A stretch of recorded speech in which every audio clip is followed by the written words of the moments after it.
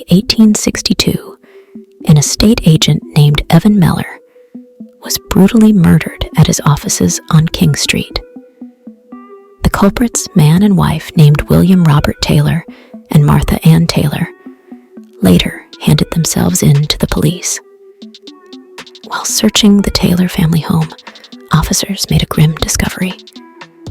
Laid out on the floor in a back room was the couple's 3 children.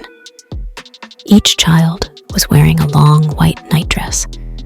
They had black bands around their wrist and a name tag placed on their chest. William and Martha were both tried for murder. Martha was later acquitted. William was found guilty and was executed on the 13th of September, 1862. After his death, it was revealed that the estate agent had rented the family a house with a faulty boiler, which resulted in the death of William's child. In an act of revenge, William decided to murder the estate agent, and then the whole family would die in a suicide pact. The children were buried at the Manchester General Cemetery. Over 300 residents contributed to a fund to pay for a family grave and headstone for the children so that they could avoid a pauper burial. The Deansgate Bodysnatchers. During the 1820s, the price of corpses reached an all-time high.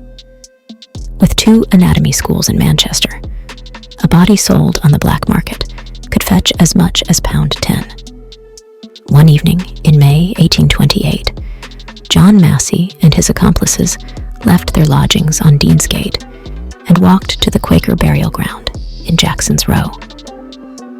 In the darkness, the men worked at speed to dig up one of the freshly buried bodies. The body was that of a lady named Mary Howcroft. The men carried the heavy corpse down Deansgate and back to Massey's house, where they stuffed it in a trunk and sent it to the Star Coach offices, bound for London. A worker at the coach office decided to open the trunk and made the grim discovery of Howcroft's body. Massey was later apprehended and sentenced to 3 months in prison. The missing heads. On the 17th of January, 1745, the residents of Manchester were in an uproar. 4 decapitated heads of the town's soldiers had been stolen from outside of the exchange. The heads belonged to 4 officers from the Manchester Regiment who had been executed for treason. The men had been found guilty of assisting Bonnie Prince Charlie. After the executions were finished, the heads of the men were severed from their bodies and placed on stakes outside of the exchange. Sometime during the evening of the 16th of January, they were stolen and never recovered. The body in the pond.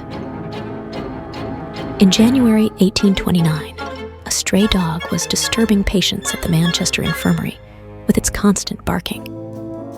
The dog eventually got the attention of a hackney coach driver, who spotted the body of a woman in the water. The woman was described as 23 years old, wearing a blue skirt, shirt, and a pair of stockings. She was later named as Winifred Hughes, daughter of a farmer from Wales. She had moved to Manchester to get work. Shortly after arriving in the town, she found herself with child. With the prospect of having a child out of wedlock, she filled her pockets and a basket full of rocks and walked into the pond, where she committed suicide. The loyal dog that tried to get attention was sent to live with a reverend in Leeds. Manchester's Ripper. While Londoners were starting to adjust to life after the Ripper, the residents of Manchester were about to get their own serial killer. Just how many victims there were remains a mystery.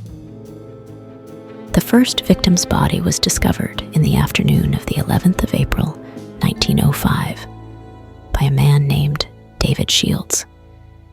He was gathering rags on Hoyle Street, Ardwick, when, inside one of the empty houses, he uncovered the battered body of a young boy. The victim's mouth was stuffed with paper, and a red handkerchief was tied around the head to keep the paper in place. The teenager was later identified as 15-year-old Thomas Smith of Wood Street. 2 years later, another 15-year-old boy was found murdered. His body was also discovered in an unoccupied house in Ancoats. The cause of the death was strangulation. Tied around his face was a red handkerchief. The murderer was never caught. The cake of death. In 1828, a young boy was playing in Ancoats when he was approached by an old lady. She asked him to deliver a cake to a man named Mr. Drummond. She then handed the boy 2 sixpences, and off he went. When he knocked on Drummond's door, he was greeted by his wife, who told him that the cake was not for them. When the boy got home, he gave the cake to his mother, and she began to share it out in the street. As soon as people began swallowing the cake, they began to complain of a burning sensation in their throat and were violently sick. One child died. Tests showed that the cake was laced with arsenic. The police offered a reward to catch the mysterious woman. She was described as being of medium height, with big front teeth, and was wearing a brown gown. She was never found. The night the house came crashing down.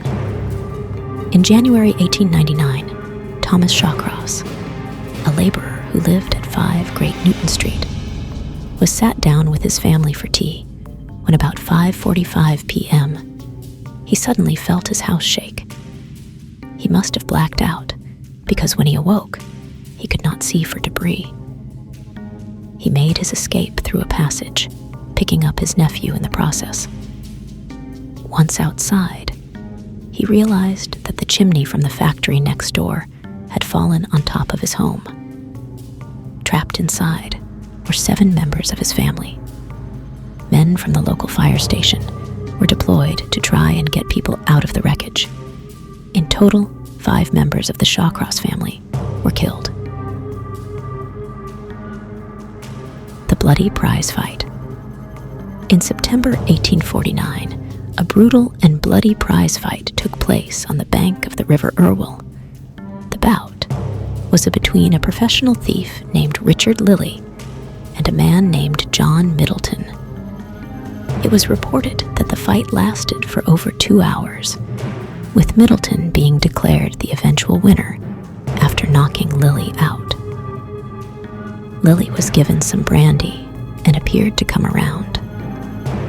However, his injuries were so severe that he died en route to a pub in Stretford, where the fighters were supposed to have after-fight drinks.